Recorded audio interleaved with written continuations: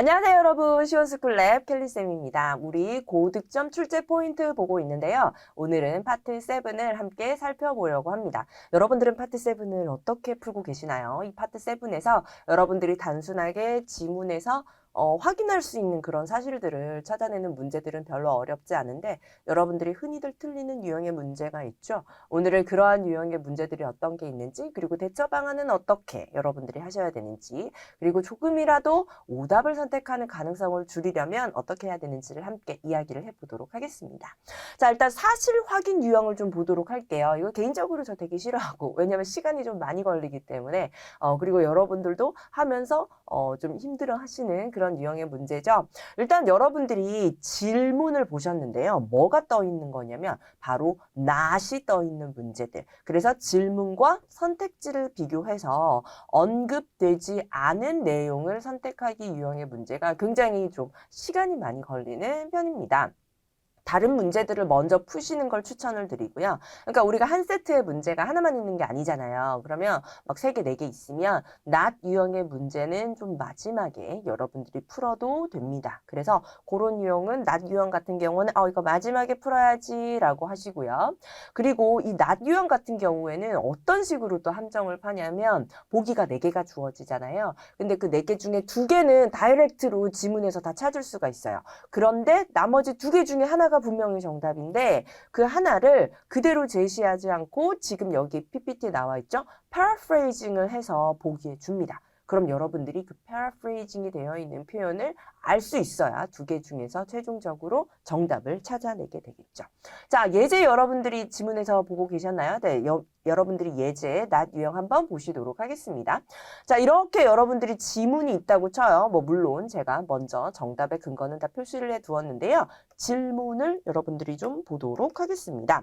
자, 질문을 보시면 이렇게 나와 있죠. What information is not included in the advertisement 라고 나와가지고 여러분들이 이 not 이라는 녀석을 질문에서 확인을 할 수가 있습니다. 그러면 여러 개의 세트 중에서 이 문제는 좀 나중에 풀어도 되겠다라고 좀 킵을 해 두시고요. 그냥 읽어서 바로바로 정답 찾을 수 있는 거 먼저 풀고 그리고 가장 마지막에 이 not 유형을 읽어보는 거죠. 자, 이 not 유형을 여러분들이 확인을 하셨어요? 그러면 이제 선택지를 여러분들이 읽어두셔야 되는데요. 보통 파트 7을 풀 때 질문만 읽고 그 다음에 지문으로 바로 넘어가잖아요. 그런데 이 not 유형 같은 경우에는 선택지, 그러니까 보기를 여러분들이 먼저 읽고 가시는 것이 훨씬 유리합니다. 보기를 왜 읽어야 되냐? 여러분들이 이 보기에서 키워드를 좀 잡아두면서 지문에서 언급이 되었을 때 하나씩 소거하기 위함입니다. 자, 지금 보기를 보시면 the date, 그래서 이제 날짜, 새로운 보트가 판매가 될 날짜라던가 아니면 숫자, 새로운 배의 숫자라던가 아니면 대략적인 가격이라던가 아니면 일반적인 사이즈라던가 general size, 사이즈에다가 표시해야 되는데 general에다 표시했네요. 그래서 이런 식으로 여러분들이 대략적인 것을 보고 시작을 하시는 거죠. 자, 그 다음에 세 번째로 뭐 하셔야 되냐? 이제 지문과 선택지를 대조를 하셔야 되는데요. 여러분들이 지문을 읽어가면서, 그러니까 이 문제가 제일 마지막에 푸는 문제잖아요. 그러니까 지문은 한 번은 다 읽었겠지. 근데 여러분들이 빠른 속도로 다시 한번 읽으시면서 나올 때마다 지문에 언급이 될 때마다 선택지에 있는 것을 소거를 해 가시면 됩니다. 조금 귀찮지만 여러분들이 파트 7 독해를 하실 때도 지문과 선택지를 왔다 갔다 하셔야 되거든요. 그래서 조금 정신없지만 지금 요거 조금 왔다 갔다 하면서 우리가 볼게요. 자, 여러분들이 그래가지고 이제 지문을 다시 읽는다고 칩시다. 그러면서 우리 회사가 무슨 요트 회사인 거를 여기서 알 수가 있겠죠. 그래서 우리 요트 회사가 delighted to announce 뭔가 이제 좋은 소식이 있나 봅니다. 그래서 이렇게 여러분들이 대충 느낌적인 느낌 가져가면서 We are currently preparing to receive 10 new direct vessels. 그래서 10개 새로운 10척의 새로운 배를 우리가 받을 준비가 되어 있다라고 되어 있거든요. 그래서 우리가 10척을 새로 받는구나 라는 생각을 가지고요. 오케이, the number of new vessels 라는 것을 여기 열척을 받는군 이라는 게 여기서 언급이 됐어요. 자, 그 다음에 계속해서 새롭게 이제 배가 완성이 돼가지고 어제 뭐 출발을 했다라는 내용이 첫 번째 패러그래프였죠. 자, 두 번째 패러그래프에서 또 읽어갈게요. 자, 열척 중에서 5개는 뭐 파라티 700이라는 요트인데요. 이거는 24m 정도의 길이라고 합니다. 크기를 얘기를 하고요. 그 다음에 나머지 5개는 뭐 파라티 850 모델은 그 다음에 요거는 길이가 20m라고 합니다. 그래서 각각의 모델마다 몇 미터인지 크기를 이야기를 해주고 있네요. 자, 그런 경우 여러분들이 언급된 게 있나요? 봤더니 이 새로운 요트들의 사이즈가 뭐 20m, 40m다라고 얘기가 나왔으니 여기에서 D를 소거를 하는 거죠. 다시 앞으로 갈게요. 그러면서 뭐 홀스파워가 어쩌고 저쩌고 얘기하면서 나오고요. 그 다음에 제일 마지막 패러그래프를 봤더니요. 그래서 우리 뭐 세일 레프레젠테티브와 오늘 얘기를 하세요.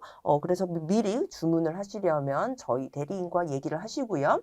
모든 요트들은 이제 언제부터 여러분들이 볼 수가 있냐? 구매와 볼 수가 있냐? May 12부터 볼 수가 있습니다. 그리고 그날부터 구매가 가능합니다. 라고 나와 있으니까 여러분들이 A와 C 중에서 새로운 보트가 가능한, 판매가 가능한, 뷰잉과 판매가 가능한 날짜가 이미 나왔습니다. 그래서 제일 마지막에 언급되지 않은 C가 정답이구나 라는 것을 최종적으로 하나씩 다 여러분들이 보기를 보시면서 하나씩 소거해 가시면서 제일 마지막에 남는 것을 여러분들이 골라내게 되는 거죠.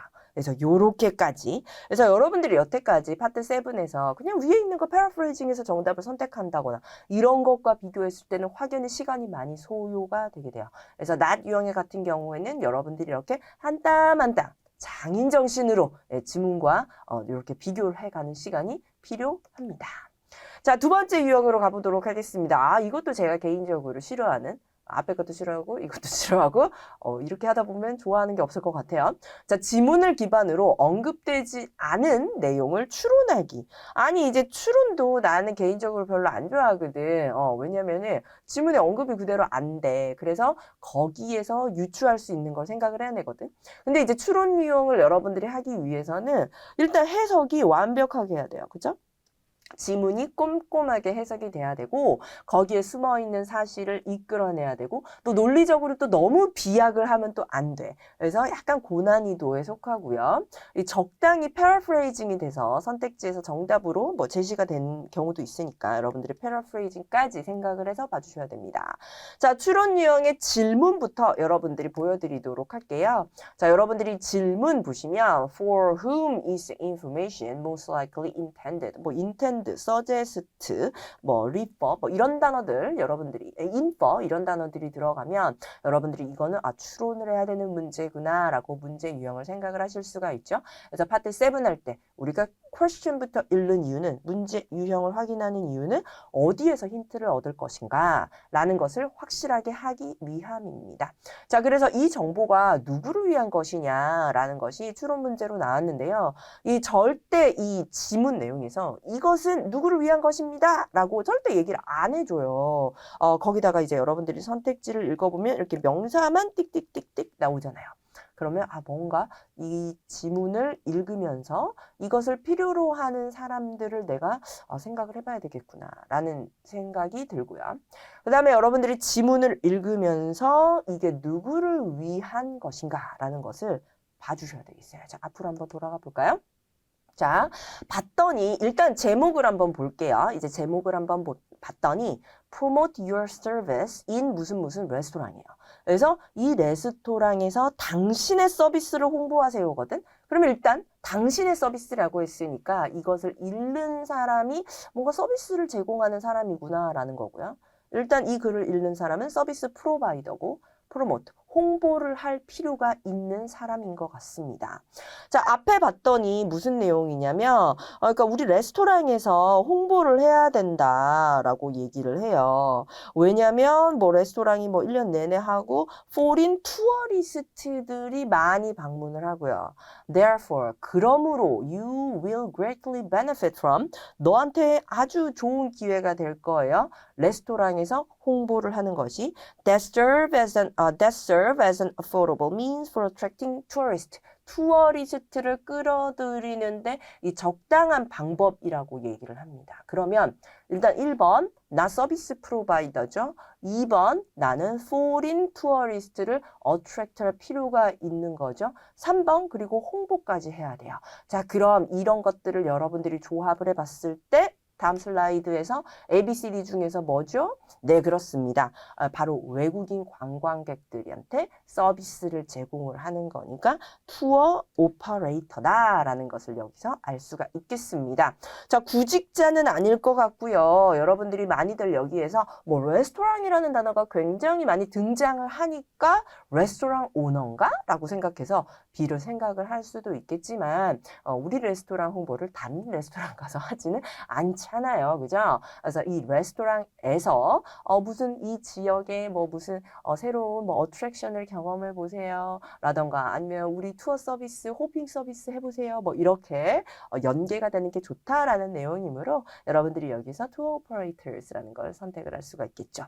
그러니까 이게 추론이라는 게 여러분들이 뭔가 이 힌트를 가지고 디벨롭할 수 있는 아이디어를 최종적으로 해내는 것입니다. 개인적으로 그래서 별로 안 좋아요. 세 번째 유형은 의도 파악입니다. 이것도 별로 좋아하지 않습니다. 계속 안 좋아하는, 제가 안 좋아하는 유형의 문제만 계속 나오네요. 이게 우리가 그런 거 있잖아요. 그래서 화자가 뭐라고 말을 해. 그러면 이게 어떤 뜻이냐라고 이 사람의 속마음을 여러분들이 문맥을 통해서 추론을 하셔야 돼요. 우리 한국 사람들이 굉장히 많이 읽어놔야 되는 뭐 그런 거죠. 의도 파악에서 뭐 이런 문장이 나오는데 그게 뭐 긍정의 의미인지 부정의 의미인지 아니면은 뭐 동의를 하는 건지 뭐 거절을 하는 건지 여러분들이 이런 것들을 좀 생각을 해 보셔야 되는데요. 뭐 이런 거 있죠. 뭐 no problem. 뭐 괜찮아요. 뭐 있을 때. 뭐 아니면 sounds good. 좋은 생각이에요. certainly. 뭐 why not? 뭐 이런 것들. 그럼 이것만 봐서는 여러분들이 알 수가 없어. 그래서 사실은 이 표현을 문맥의 의미를 찾아내는 것은 뭐 이게 긍정이다, 부정이다를 찾아내는 것이 아닙니다. 자, 그럼 예제를 좀 보도록 하겠습니다. 이런 의도를 파악을 하는 거는요, 여러분들이 지금 보시면 이런 몇 시에 말했다라는 것이 나와 있는 이러한 뭐 채팅이나 문자에서 주로 많이 출제가 되는데요. 왜냐면 문제가 항상 이런 식으로 나와요. 9시 46분에 미스 카터가 I should have known 이라고 얘기하는데 이게 무슨 뜻이냐?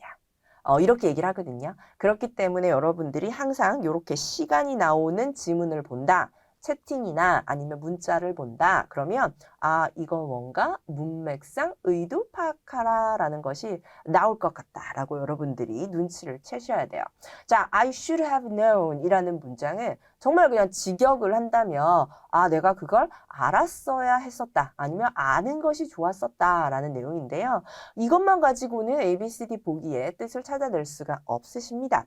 문제 유형 확인하셨죠? 그러면 이제 이 지문에서 이걸 찾아야 돼. 9시 46분에 이 문장 찾는 거 어렵지 않겠죠? 자, 그러고 나서 이제 하셔야 될 가장 중요한 스텝이 바로 여기예요. 인용구의 앞이나 혹은 뒤를 보시고 이 인용구가 무슨 뜻인지를 파악을 하셔야 되는데요. 앞으로 함께 가볼게요. 9시 46분에 I should have known 이라는 문장 여기입니다.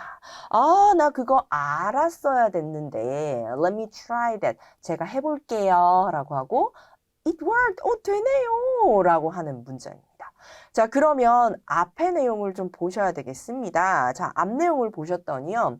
뭔가 기술 지원 부서의 에이전트가 이렇게 얘기를 합니다. 뭐 문제가 있었나 봐요. 내가 이거 태블릿 받았는데요. 저 이거 안 켜지네요. 이거 어떻게 켜는지 모르겠어요. 라고 하는 것에 대해서 기술 지원 부서 직원이 이렇게 얘기하죠.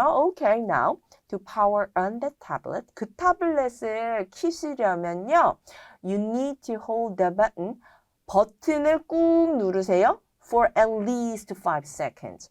최소 5초는 계속 누르고 계세요. 그랬더니 제가 그걸 알았어야 되는데 라는 것은 나 그거 몰랐네 라는 말과 똑같죠. 몰랐으니까 못 켰겠지. 그러니까 고객센터에 전화해가지고 이거 어떻게 켰는지 모르겠어요 라고 했겠지. 자, 그럼 가장 가까운 걸 찾아보도록 하겠습니다. 그는 그렇게 오랫동안 버튼을 눌러야 되는 걸 몰랐다. 이게 약간 느낌이 있네요. B, 뭔가 instruction이 지시사항이 unclear하다. 그러니까 명확하지 못하다고 생각을 한다. C, 이미 그 사람이 제안한 걸 해봤다.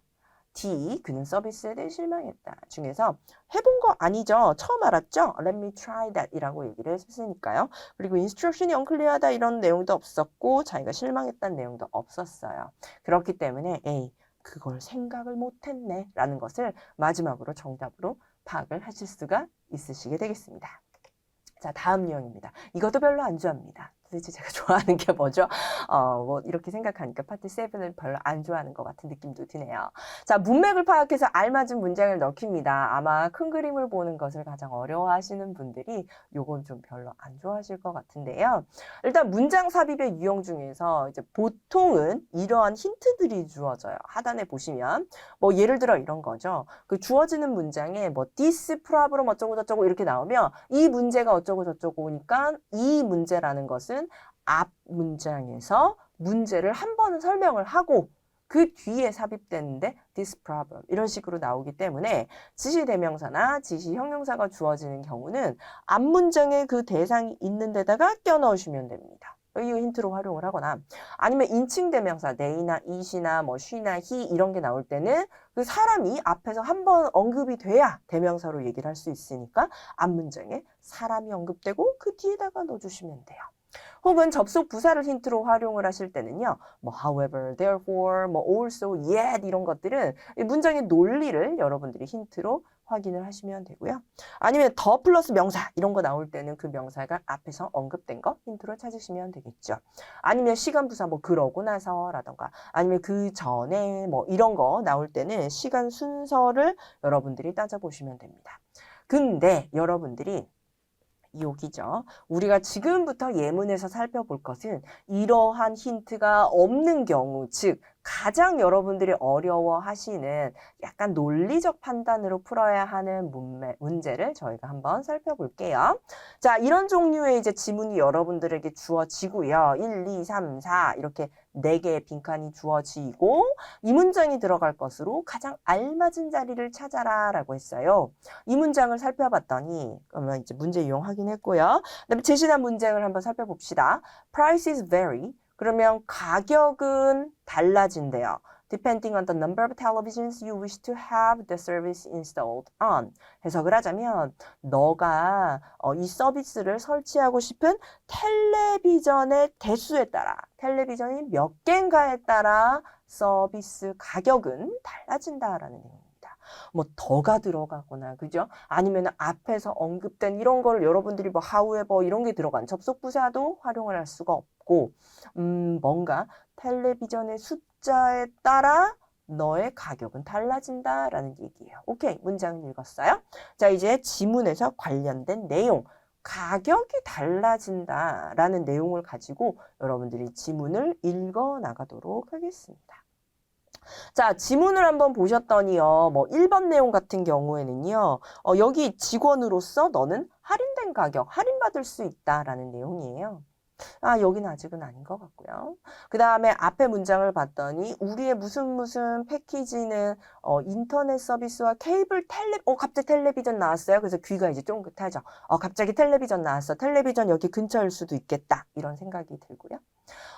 그 다음에 It costs $30 per month for one television and $45 a month for two televisions. 이렇게 얘기가 나왔습니다. 자, 지금 2번 근처에서 텔레비전 얘기가 계속 나오고 있고요.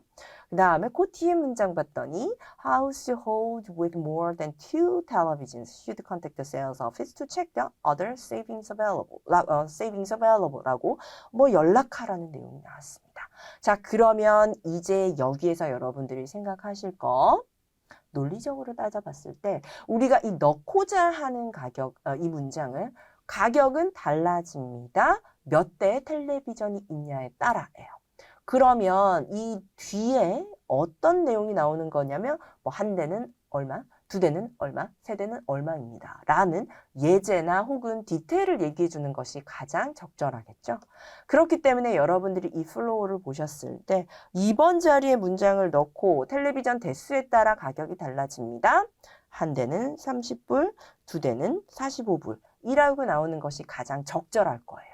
그래서 우리가 지문에 관련된 내용을 찾고요. 그리고 빈칸을 따져봤을 때 문장에서 2번 자리가 가장 알맞은 것 같다라고 최종적으로 정답을 선택을 할 수가 있으신 거죠.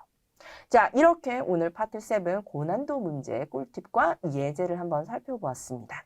여러분들이 이제 숙지가 되셨다면 뒤에서 우리가 프랙티스 문제 함께 풀어보러 가죠. 네, 안녕하세요 여러분. 슈안스클랩 켈리쌤입니다.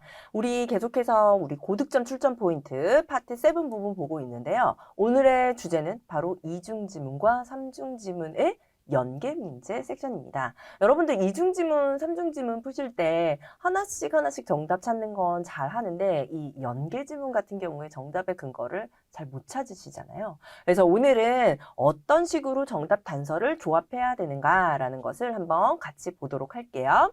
자, 먼저 이중지문입니다. 아시다시피 이중지문은 총 2세트 출제가 되고요. 그리고 2개의 지문을 읽고 5문제를 풀게 됩니다. 이중지문은 대부분 5문제 중에서 연계 문제가 하나 정도 나오는데요. 가끔 좀 어려운 세트가 나올 경우에 5문제 중에 연계 문제가 2문제까지도 출제가 되기도 합니다. 자, 그럼 이렇게 연계 문제가 출제가 될 때는 여러분들이 하나의 지문에서 확실한 정답을 찾을 수가 없어요. 그래서 첫 번째 지문에서는 예를 들어서 뭐 이렇게 하면 A고 저렇게 하면 B야. 이렇게 이제 얘기를 해요. 그리고 두 번째 지문에서 나는 그럼 B로 할게. 이렇게 이제 얘기를 해서 여러분들이 정답을 찾아내게 그렇게 나오기도 하고요. 혹은 첫 번째 지문에서는 A는 B다. 이렇게 나오고 두 번째 지문에서는 B는 C다. 이렇게 나오고 지문에서는 A는 C다. 라는 걸 찾아내서 여러분들이 정답을 찾도록 그렇게 출제가 되기도 하죠. 자, 그럼 이중지문 같은 경우에는 여러분들이 이제 문제풀이를 어떤 순서로 하시면 되냐. 가장 먼저 뭐 주제나 목적 같은 문제를 여러분들이 제일 먼저 풀어주시면 좋습니다. 왜냐하면 주제나 목적 같은 경우에는 대부분 글의 초반에 출제가 되고요. 그리고 이 주제나 목적 같은 경우에는 연계 문제로는 거의 나오지 않는 편이기 때문에 그래서 여러분들이 이 문제 가장 먼저 풀고 그 다음에 두 번째로 세부사항 문제 여러분들이 풀어주면 좋습니다. 세부사항 문제도 연계보다는 뭐 첫 번째 지문에 따르면 뭐 이런 식으로 아예 그냥 퀘션에 주어지죠. 그래서 여러분들이 세부사항 문제를 풀고 그 다음에 동의어 유형 여러분들이 먼저 풀어주시는 게 좋습니다. 좀 적은 부분만 읽고도 충분히 정답을 찾아낼 수 있는 그러한 유형의 문제들이죠. 그리고 사실 확인이나 추론 문제는 좀 나중에 푸는 것이 좋습니다. 왜냐면 사실 확인은 하나하나 정답을 좀 대조를 해가면서 여러분들이 하나하나 소거를 해나가는 방향을 찾아나셔야 되고요. 그리고 추론 문제는 이걸 다 읽고 나서 거기에서 예상할 수 있는 거를 해야 되기 때문에 시간 소요가 좀 돼요. 그래서 대부분 사실 확인이나 추론 문제 같은 경우에는 좀 나중에 좀 푸는 경향이 있고요. 그리고 연계 문제는 가장 마지막에 푸는 것이 좋습니다. suggested, implied, inferred, most likely 이런 단어가 question에 들어가면 그것이 바로 추론 유형의 문제다라고 이러한 단어가 들어가면 우리가 추론 유형 중에서도 연계 문제다라고 생각을 하실 가능성이 굉장히 높겠죠. 특히나 연계 문제 같은 경우에는 보기가 문장이 아니라 좀 뭔가 숫자, 뭐 날짜, 명사 이런 식으로 나올 가능성이 굉장히 높습니다. 아시겠죠? 자, 그러면 저희가 연계 문제를 어떤 식으로 정답을 찾는지를 볼게요. 자, 첫 번째 지문이 있고요. 두 번째 지문이 있습니다. 그리고 question을 보시면 When will Mr. Jones most likely receive his item? 그래서 이 사람이 언제 자기의 물건을 받을 것인가 라고 나와 있는데 일단 most likely 이런 거 likely 이런 거 있으면 의심스럽고요. 그 다음에 날짜 나와 있으면 좀 의심스럽습니다. 자, 문제 유형 여러분들이 확인을 하셨죠? 그럼 이제 두 번째로 문제 키워드 파악하셨고요. When, receive, item. 그 다음에 세 번째로 이제 정답의 힌트를 좀 찾으러 가보도록 하겠습니다. 첫 번째 지문에서 제가 정답의 힌트로 활용한 부분이 좀 빨간색 부분인데요. 이렇게 얘기합니다. Your item is scheduled for delivery. 그래서 언제 delivery가 예정이 되어 있냐면 October 16th라고 되어 있어요. 근데 여기에서 여러분들이 보고 October 16인가 보다 이러고 가가지고 이거 고르시면 안 돼요. 왜냐면 여기에서 뭐라고 하냐면 But please understand that you qualify for our rush delivery delivery offer. 그래서 만약에 이제 네가 원한다면 너가 이제 자격이 있는데 이 rush delivery offer를 너가 만약에 한다. 그러면 6.5달러를 추가로 돈을 내야 되고 you can get your merchandise a week sooner on October 9th라고 합니다. 그래서 만약에 6.5달러를 추가로 지불을 한다면 rush delivery offer를 여러분들이 받을 수가 있고 그러면 October 9th예요. 자, 그럼 16일 아니면 9일이야. 맞죠? 자, 이제 두 번째 질문 갑니다. 두 번째 질문 가시면 이렇게 얘기를 합니다. 답장을 하는데요. Please change my delivery to the rush option 이라고 해요. 그러면 나 rush 옵션 할래 라고 했으니까 여기서 여러분들이 다시 한번 rush 옵션의 날짜 확인하시고 정답은 October 9th다. 정답은 C 이렇게 골라낼 수가 있는 거죠. 자, 연계 문제의 정답 이렇게 두 개의 지문에서 각각의 정답의 근거를 조합해서 하나의 문제를 풀게 되겠습니다.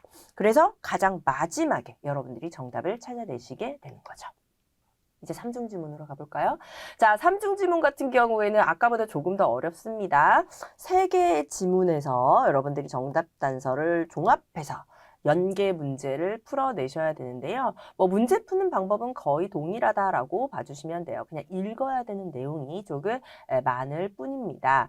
자, 패러프레이징 조심하시고요. 여러분들이 제일 먼저 뭐 주제나 목적 이런 문제 하나의 지문의 초반만 읽으면 되는 문제 풀어보시고 그 다음에 세부사항 문제 역시나 하나의 지문에서 디테일하게 질문이 나오죠. 키워드가 나오죠. 정답 체크해 보시고 동의어 문제 푸시고요.